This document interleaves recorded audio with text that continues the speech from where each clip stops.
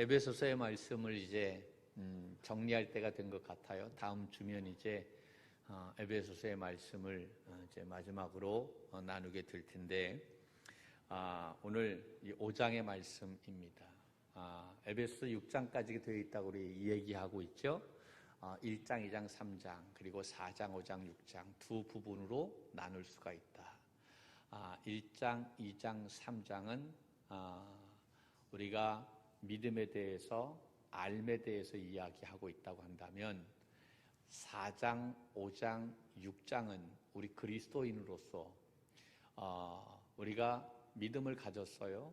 알고 있어요. 그렇다고 한다면 그것을 그리스도인으로서 어떻게 우리의 삶 속에서 살아내야 할 것인가에 대해서 이야기하고 있는 것이 4장, 5장, 6장의 말씀이다. 이렇게 성경을 보게 되면 이론과 실천 부분이 이렇게 병행해서 나오고 있는 것을 볼 수가 있습니다. 에베소서뿐만 아니라 로마서도 그렇고 레위기도 그렇고 거의 대부분 이렇게 앞에 있는 부분은 이론에 대해서 이야기하고 있다고 한다면 그 뒤에 있는 부분은 그것을 어떻게 우리의 삶 속에서 살아낼 것인가에 대해서 이야기하고 있는 거예요. 그러니까 이 두 가지가 잘 병행이 되어야 한다라고 하는 사실을 우리가 기억해야 될 줄로 믿습니다. 아는 것으로 끝나게 되어진다면 의미가 없어요. 아싸리 알지 않는 것이 더 낫다라고 하는 거예요. 안다라고 하는 것은 그것을 살아내야 된다는 여러분 전제가 있다는 것을 깨달아야 될 줄로 믿습니다. 에베소 교회가 사도 바울이 가장 오랜 기간 동안 거기에 머무르면서 매일 하나님의 말씀을 가르쳤어요. 그런데 희한하게 하나님의 말씀을 그렇게 가르쳤던 에베소 교회가 가장 다른 교회보다도 뭐라고 표현해야 될까요? 그만큼 매일 2년 3개월 동안 하나님의 말씀을 강론하고 가르치고 철저하게 그 복음으로 그들을 다지게 되어졌는데 그들이 그 에베소 교회가 굉장히 다른 교회보다도 더 마음이 굳어져 있는 모습을 볼 수가 있어요. 그러니까 우리가 이것을 통해서 또 깨닫게 되는 것이 바로 뭐냐면 우리가 하나님의 말씀을 깊이 안다. 여러분 이건 굉장히 중요한 이야기지만 오히려 그것이 우리의 마음을 더 교만하게 만들 수 있다라고 하는 사실을 우리가 명심해야 된다라고 하는 거예요. 아는 것만큼 겸손해야 될 줄로 믿습니다. 할렐루야. 내 마음이 굳어지지 않기를 주님의 이름으로 간절히 축복합니다. 자, 4장, 5장, 6장 말씀 속에서 우리 그리스도인이 우리의 삶 속에서 어떻게 살아야 할 것인가에 대해서 이야기하고 있는데 세 가지를 이야기하고 있다라고 얘기했어요. 4장에서는 무엇을 이야기하고 있느냐 하면 부르심에 합당한 삶을 살아야 된다. 할렐루야. 하나님이 저와 여러분을 부르셨어요. 믿습니까? 제가 여러분 부른 게 아니에요. 하나님이 불러서 오늘 이 자리에 있는 줄로 믿습니다. 굉장히 중요한 이야기인 거예요. 우리는 누구의 부르심을 받은 사람이냐?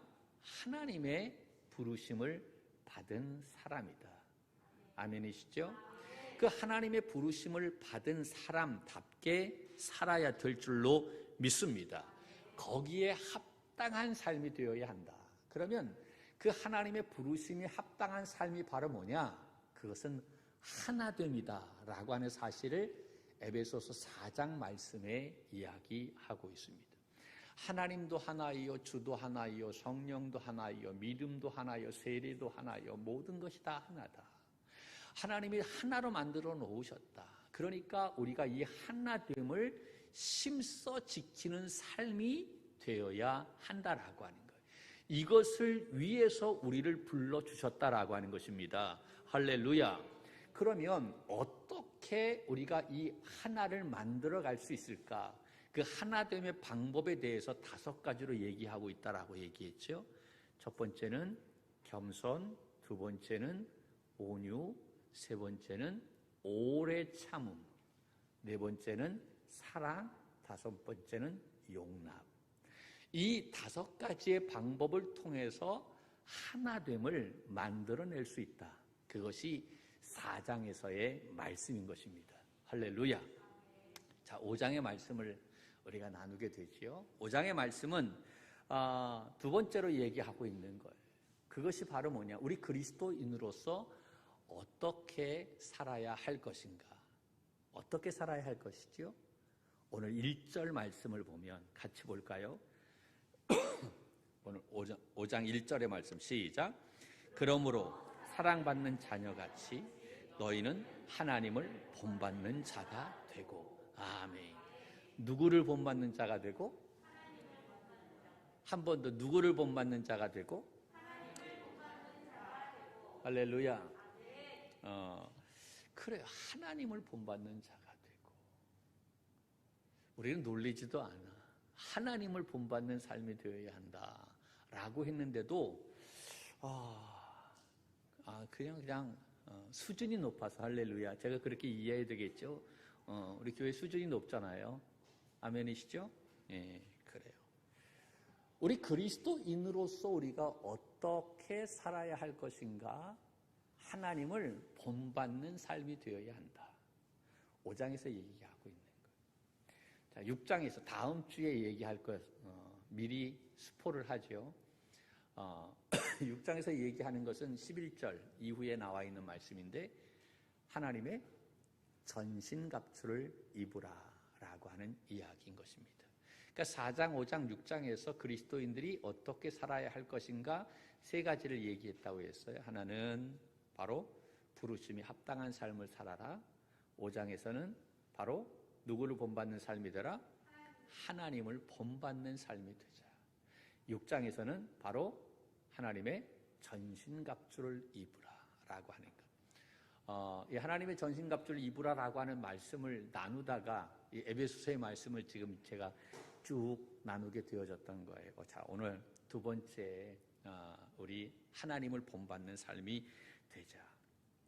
여러분, 성경 창세기서부터 요한계시록까지의 말씀을 쭉 읽어보면 거기에 믿음의 사람이 굉장히 많이 나와 있는 것을 볼 수가 있습니다. 시브리서 말씀에 보면 믿음의 선진들에 대한 이야기가 나오지요.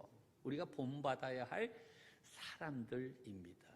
거기에 보면 믿음의 조상 아브라함을 비롯해서 이삭, 야곱, 요셉, 모세, 여호수아.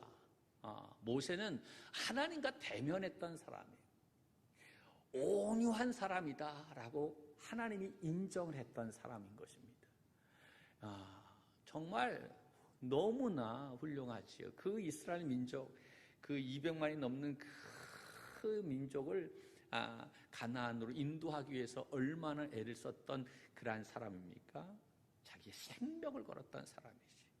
제가 더 좋아하는 다니엘, 정말 생각만 해도 마음이 뜨거워지는 그러한 사람이죠. 다니엘. 믿음이 얼마나 출중합니까? 엘리야, 엘리사, 눈물의 선지자 예레미야, 주옥 같은 그러한 믿음의 사람들이 많이 나와 있는 것을 볼 수가 있어요. 신약 성경 마찬가지죠. 베드로, 요한, 사랑의 사람 요한, 또 뿐만 아니라 사도 바울, 브리스길라와 아굴라, 생명을 걸고 그렇게 바울을 도왔던 그러한 사람, 믿음의 동역자들이 굉장히 많이 나와 있는 것을 볼 수가 있어요. 우리가 이들을 생각하면서, 이들을 바라보면서 이러한 사람들을 닮아가려고 애쓰는 경우가 얼마나 많이 있는가. 저도 성경에 나와 있는 몇몇 사람들을 생각하면서 나도 이러한 사람이 되기를 원한다. 하나님, 나도 이와 같이 되기를 원합니다. 기도 많이 했어요. 저는 그래요. 그 사람들처럼 됐으면 좋겠다. 아니, 너무 욕심인 것 같아. 그들의 한 절반 정도만 돼도 좋겠다. 그들의 반 정도만 따라가도 그래도 훌륭한 것 아닌가라고 하는 생각을 갖게 됩니다. 그런데 오늘 말씀을 보면 그것이 아니다라고 이야기하고 있는 거예요. 하나님이 원하시는 것은 그 정도가 아니다라고 하는 거예요. 하나님이 우리에게 원하시는 것은 그들을 뛰어넘어야 된다라고 하는 것이지요. 그들의 수준에 맞추어서 그 사람들을 바라보고 그와 같이 되는 것, 그것을 원하는 것이 아니라 그들을 뛰어넘어 하나님이 원하시는 것은 너희는 나를 본받으라 라고 그렇게 말씀하고 있다는 것입니다. 하나님을 본받는 삶, 하나님이 원하시는 것이 바로 하나님 자신을 본받기를 원하신다라고 하는 사실입니다. 할렐루야, 할렐루야. 여러분 생각해 보세요. 우리가 어떻게 하나님을 본받을 수가 있어요? 내가 나를 너무나 잘 아는데, 너무 잘 알잖아요. 그 하나님을 어떻게 본받아요? 생각만 해도 너무나 고귀하신 분이 아닙니까? 그런 하나님을 어떻게 내가 본받을 수 있느냐? 말도 안 되는 이야기인 것 같아요. 언강생심이라고 얘기하지요. 바랄 수 없어요. 그런데 어떻게 사도 바울은 우리에게 이러한 말을 할까? 하나님을 본받는 자가 되라.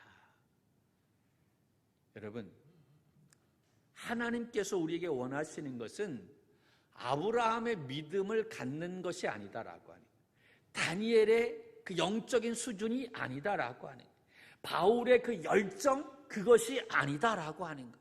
그들을 뛰어넘어서 하나님을 본받는 삶이 되기를 하나님은 원하신다는 이야기인 것입니다. 할렐루야.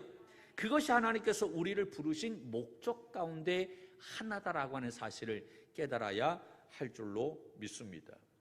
그러므로 우리는 우리의 기준을 낮추어서는 안 됩니다. 우리의 기준을 사람에게 두어서는 안 된다라고 하는 거예요. 기준을 높여야 될 줄로 믿습니다. 왜냐하면 하나님께서 그 백성들에게 원하는 것은 어떤 성경에 나와 있는 인물처럼 되는 것이 아니라 하나님 자신을 닮아가기를 원하고 있기 때문입니다. 그 높고 고귀한 자리까지 나아가기를 하나님은 바라신다라고 하는 거예요. 할렐루야. 그러므로 오늘 우리 모두가 이 하나님을 본받는 자가 되라라고 하는 이 말씀을 믿음으로 취하는 우리 성도들이 되기를 주님의 이름으로 간절히 축원합니다.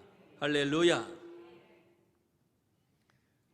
여러분, 우리 그리스도인들에게 우리 하나님이 기뻐하시는 것은 그 다니엘과 같은 그러한 삶을 사는 것, 그것이 아닌 거예요. 모세, 엘리야 아니에요. 이러한 신앙의 인물들을 말씀하시지 않았어요. 우리가 조금 건방진 것 같지만 하나님이 우리가 하나님을 본받는 자가 되기를 원하신다는 사실을 믿어야 될 줄로 믿습니다. 그럼 우리는 여기서 한 가지 질문을 할 수가 있겠지요. 나도 정말 하나님을 본받고 싶어요. 다 그렇잖아요. 하나님 본받고 싶지. 하나님 본받고 싶지 않은 사람이 어디 있겠어요. 하나님을 본받고 싶은데 그렇다면 이 하나님을 본받는다는 삶이 된다라고 하는 것이 도대체 무엇을 의미하는가라고 하는 거지. 바울은 이 5장에서 하나님을 본받는 자가 되라라고 말하면서 굉장히 우리가 좀 뭐라고 얘기할까요? 좀 이해하기 어려운, 받아들이기 좀 쉽지 않은 이야기를 하고 있는 것을 볼 수가 있어요. 좀 이해가 잘 안 되는 그런 말을 하고 있다라고 하는 이야기지요. 여러분, 제가 질문할게요. 만약에 여러분은 하나님을 본받는 삶이 되십시오라고 그렇게 말한 다음에 예를 든다면, 하나님을 본받는 삶이 이러이러한 거예요. 예를 든다면 어떠한 예를 들겠어요? 하나님을 본받는 삶이 뭘까요? 예를 든다면 말씀하시겠지요? 네. 이러한 삶이에요, 이러한 삶이에요, 이러한 삶이에요. 4장 말씀에서 얘기하는 겸손의 삶, 온유의 삶, 오래 참음의 삶, 사랑이 많은 삶, 어떠한 모든 것을 해도 다 수용하고 받아들일 수 있는 용납, 이것이 바로 누구를 닮아가는 삶입니까? 하나님을 본받는 삶이잖아요.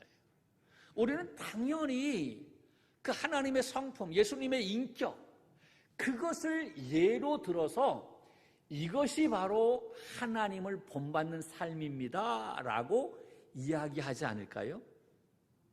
당연히 그렇게 이야기하겠지요.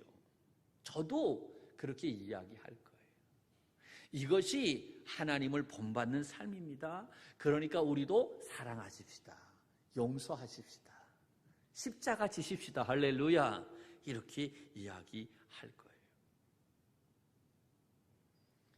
그런데 이 사도 바울이 든 예를 보면 좀 납득하기가 쉽지가 않은 예를 들고 있다라고 하는 거예요. 물론 사랑에 대해서 이야기합니다. 용서에 대해서도 이야기해요. 근데 아주 짧게 나와 있어요. 5장 2절 말씀에 보면 너희를 사랑하신 것 같이 사랑 가운데 행하라 라고 말씀을 합니다. 사랑하라라고 말씀을 하시지만 그 이외의 많은 성경 구절을 보게 되면 좀 의외의 말을 하고 있다라고 하는 거예요. 우리가 성경 구절을 좀 우리가 찾아보면서 우리가 생각해 보려고 하는데, 자, 원래 하나님을 본받는 삶을 살아라라고 하는 이 말씀은, 이 구절은 4장 25절서부터 어디까지 이루어졌냐면 5장 14절까지의 말씀의 내용입니다. 거기에서 사도 바울은 하나님을 본받는 삶에 대한 이야기를 예로 들어서 이야기하는 거예요.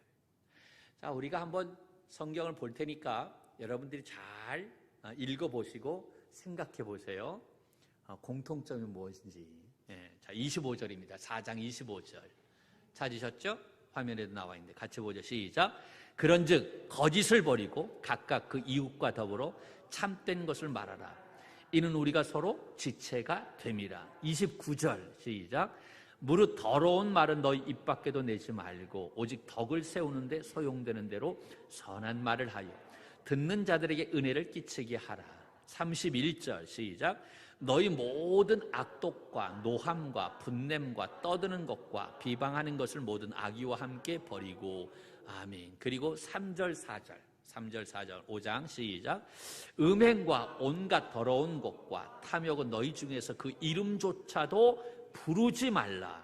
이는 성도에게 마땅한 바니라. 누추함과 어리석은 말이나 희롱의 말이 마땅치 아니하니 오히려 감사하는 말을 하라. 6절 시작. 누구든지 헛된 말로 너희를 속이지 못하게 하라. 이로 말미암아 하나님의 진노가 불순종의 아들들에게 임하나니. 아멘. 자, 이 말씀을 보면 사도 바울이 하나님을 본받는 자가 되라라고 이야기하면서 그 하나님을 본받는 자의 삶의 예로 든 내용들을 보게 되면 우리가 지금 읽은 그 말씀을 보면 뭐라고 이야기하고 있습니까? 대부분의 그러한 말씀이 무엇과 연관이 되어져 있느냐 하면 무엇과 연관이 되어 있어요? 말과 연관이 되어 있다라고 하는 거예요. 아주 중요한 말씀입니다. 하나님을 본받는 자의 삶은 무엇과 연관이 되어 있다라고 바울이 말하고 있느냐 하면 말과 연관이 되어 있다라고 하는 거예요. 우리는 그냥 보편적으로 사랑해야지, 용서해야지, 섬겨해야지, 희생해야지 이렇게 보편적으로 생각하고 있는데 바울은 그거에 대해서는 아주 짧게 이야기했어요. 어떤 것을 이야기하지도 않았어요. 그런데 거의 대부분의 많은 구절 가운데 바울이 이야기하는 것은 말과 연관된 말씀을 하고 있다라고. 그렇다면 우리는 또 질문할 수 있겠죠. 도대체 이 말과 하나님을 본받는다라고 하는 것과 무슨 관계가 있느냐라고 하는 거예요. 무슨 관계? 우리는 성경을 볼 때 그냥 읽는 것이 아니라 자꾸 질문을 해야만 됩니다. 그래야 더 깊게 들어갈 수가 있어요. 자꾸 왜라고 하는 질문을 해보아야만 됩니다. 근데 나도 싫어. 그냥 넘어가고 싶어. 근데 자꾸 질문을 해야 되는 거예요. 왜 바울은 이 말과 연관된 말을 예로 들었을까? 도대체 말하는 것과 하나님을 본받는다라고 하는 것과는 무슨 연관이 있을까? 어떤 관계일까라고 하는 거예요. 이 이야기는 말이 중요하다라고 하는 이야기죠. 얼만큼 중요하다라는 얘기입니까? 말로 다 알 수 없을 만큼 중요하다라고 하는 거예요. 말이 얼마나 중요한지 몰라요. 좀 어려운 얘기인데 정신 번쩍 차리고 들어보세요. 신약 성경에 귀신이라고 하는 단어가 나옵니다. 무슨 단어가 나온다고요? 귀신이라고 하는 단어가 나와요. 근데 이 귀신이라고 하는 단어가 성경에는 나오는데 원래 신약 성경은 헬라어로 되어 있어요. 헬라어 원문에는 이 귀신이라고 하는 단어가 없어요.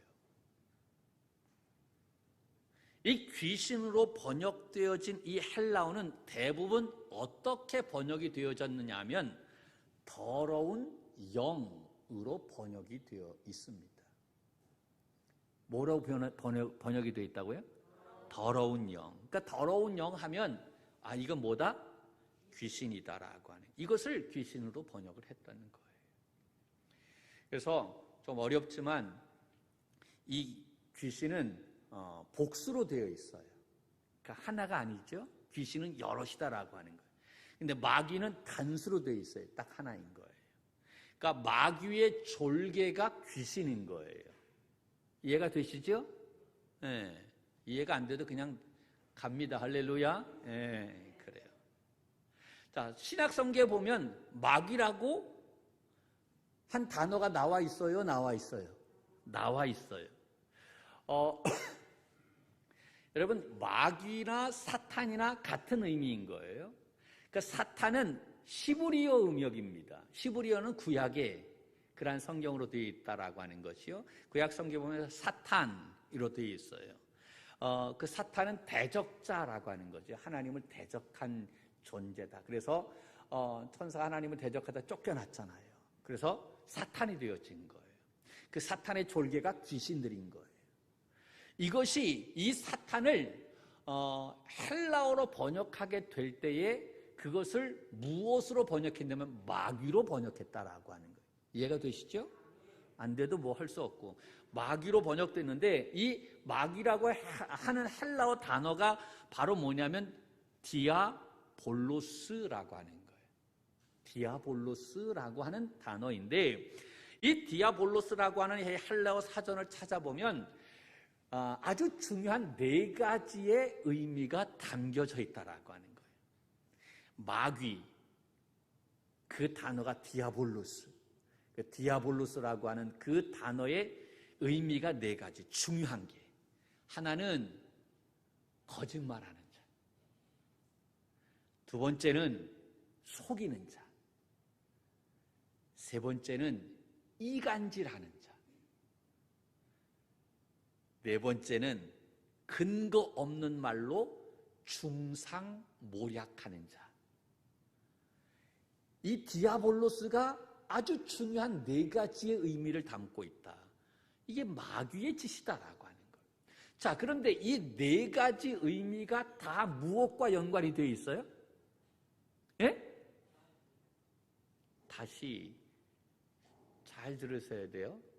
디아볼로스 4가지의 의미가 있다 그래서 하나는 거짓말, 두 번째 속이는 자, 세 번째 이간질하는 자, 네 번째 근거 없는 말로 중상모략하는 자. 무엇과 연관이 되어 있어요? 말과 연관이 되어 있더라고요. 그러니까 마귀는 무엇에 가장 능숙한 존재입니까? 말쟁이인 거예요. 말쟁이. 말로써 우리를 유혹한다라고 하는 거예요. 그러니까 사탄이 가장 강력하게 쓰는 무기가 뭘까요? 말이겠지. 이해가 되시죠? 그러니까 사탄이 가장 강력하게 쓰는 무기가 바로 말이다. 그러므로 가장 치열한 영적인 전쟁은 어디에 있느냐 하면 내 말에 있다라고 하는 거예요. 우리는 영적 전쟁을 저 무덤가에서 하는 줄 알아. 근데 거기에서 하지 않아요. 영적 전쟁이 뭐 굉장한 그런 데에서 하는 것이 아니라 가장 치열한 영적 전쟁은 멀리 있는 데가 아니라 바로 내 입에서 가장 치열한 영적 전쟁이 벌어지고 있다는 사실을 우리가 깨달아야 할 줄로 믿습니다.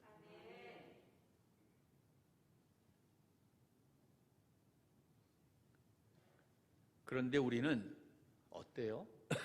이 말을 너무나 쉽게 이 마귀에게 내주는 경향이 있어요. 너무나 쉽게 내 말을 마귀에게 빼앗긴다라고 하는 거예요. 마귀의 도구로 쓰임받게 내버려 둔다라고 하는 거예요. 우리가 감정에 나오는 대로 막말하는 경우가 얼마나 많이 있습니까? 그렇다고 한다면 지금 우리는 누구에게 쓰임받는 것이냐? 마귀에게 쓰임받고 있는 거예요. 영적 전쟁이 일어나는 장소는 다른 곳이 아니라 바로 내 입이라고 하는 사실을 깨달아야 할 줄로 믿습니다. 여러분, 우리가 아무리 예배 시간에 은혜를 충만히 받았어도 우리가 이 성전문을 나오면서 어떠한 단어가 내 귀에 들려오는 순간 내 마음이 뒤집히게 되는 경우를 경험하게 됩니다.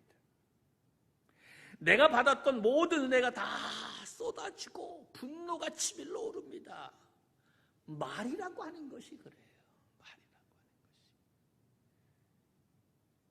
것이. 여러분, 우리가 가장 조심해야 될 때가 바로 뭐냐면 은혜 충만히 받았을 때입니다.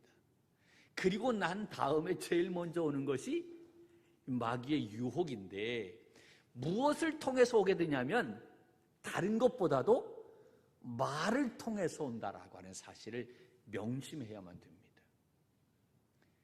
어떤 분이 그래요.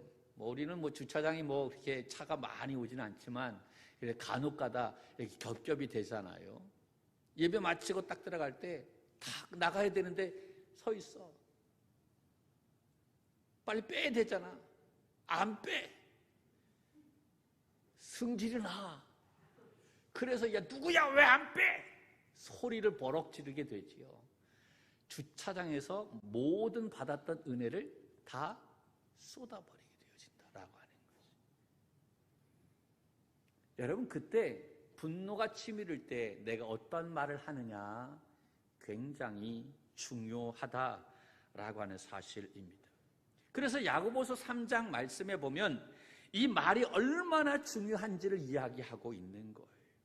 이 말은 마치 커다란 배를 움직이는 작은 키와 같다라고 이야기합니다. 그 커다란 배가 그 조그마한 방향키에 의해서 좌로 우로 움직이게 된다라고 하는 거죠. 커다란 산불이 그 작은 불에서부터 시작된다라고 하는 거예요. 여러분, 이 혀라고 하는 것 아주 작아요. 3인치밖에 안 돼요. 그러나 그 혀의 영향력은 상상을 초월한다라고 하는 거예요. 사람의 영혼과 그 마음과 그 정신을 한 번에 무너뜨리는 것이 바로 이 작은 혀다라고 하는 거죠. 사도 바울은 이것을 깨달았기 때문에 에베소 성도들에게 야, 하나님을 본받는 자가 되라 라고 이야기하면서 하나님을 본받는 사람이 바로 어떤 사람이냐? 바로 그들에게 그 예로 제시한 것이 바로 말. 그러니까 좀 말을 좀 잘 해야 된다 라고 이야기하고 있는 거예요. 여러분, 왜 우리가 음란한 말을 합니까? 왜 그러한 농담을 해야만 되지요? 사람 웃기려고 한대. 그렇게까지 해서 사람 웃겨야 될까요? 안 웃기면 안 되나요?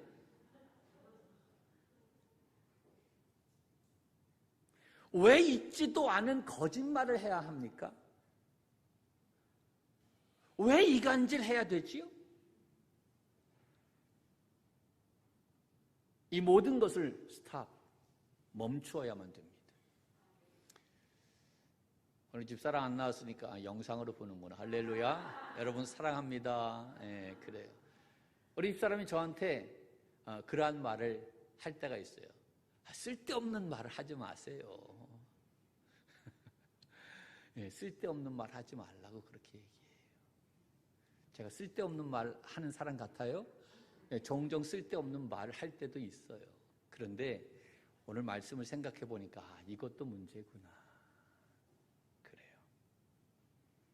여러분, 사도 바울은 우리에게 그리스도인으로서 어떻게 살아야 하는지에 대해서 말하면서 첫째로 4장에서는 부르심에 합당한 삶을 살아라. 5장에서는 하나님을 본받는 자가 되라 라고 말씀하고 있어요. 우리가 어떻게 하나님을 본받는 자가 될 수 있습니까? 바울은 이 5장에서 강조한 것이 바로 무엇이라고 얘기하고 있어요? 말이다라고 하는. 하나님을 본받는 자의 삶의 가장 중요한 것 중에 하나가 바로 말. 그러니까 말을 통해서 우리는 누구를 본받을 수 있다? 하나님을 본받는 삶이 될 수 있다. 믿습니까? 여러분, 하나님께서 이 세상을 창조하실 때 무엇으로 창조하셨어요? 말씀으로 창조하셨어요. 그러니까 말이 얼마나 굉장한 힘을 가지고 있는지 우리가 상상할 수 없어요. 말은 각인력이 있고, 말은 견인력이 있고, 말은 성취력이 있다라고 하는 거예요. 믿습니까? 그러니까 요한복음에는 말씀이 곧 예수님이다라고 이야기하잖아요. 말씀이 곧 예수님, 하나님이시다라고 하는 거예요. 그러니까 우리의 말을 바르게 해야 될 줄로 믿습니다. 정확하게 해야 되는 거예요. 나처럼 쓸데없는 말 하는 것이 아니라, 할렐루야. 예. 그래 사람의 마음을 아프게 하는 그러한 모습이 아니라, 야고보서 3장 말씀에 보면 말에 실수가 없는 사람이 온전한 사람이다 말했어요. 할렐루야. 여러분, 하나님은 우리가 당신을 본받는 삶을 살기를 원하고 있습니다. 우리가 어떻게 하나님을 본받는 삶을 살 수 있습니까? 말만 잘해도 하나님을 본받는 삶 살 수 있다는 거예요. 사탄은 이것을 알기 때문에 우리에게 말로 죄를 짓도록 계속해서 유혹한다라고 하는 사실이지요. 그러므로 우리가 우리의 입술에 성령의 파수꾼을 세워서 내 말을 통해 우리가 사람을 위로하고 힘을 주고 생명을 살리는, 그래서 하나님의 온전함을 드러낼 수 있는 그런 우리 믿음의 선한 청지기들이 될 수 있기를 주님의 이름으로 간절히 축원합니다.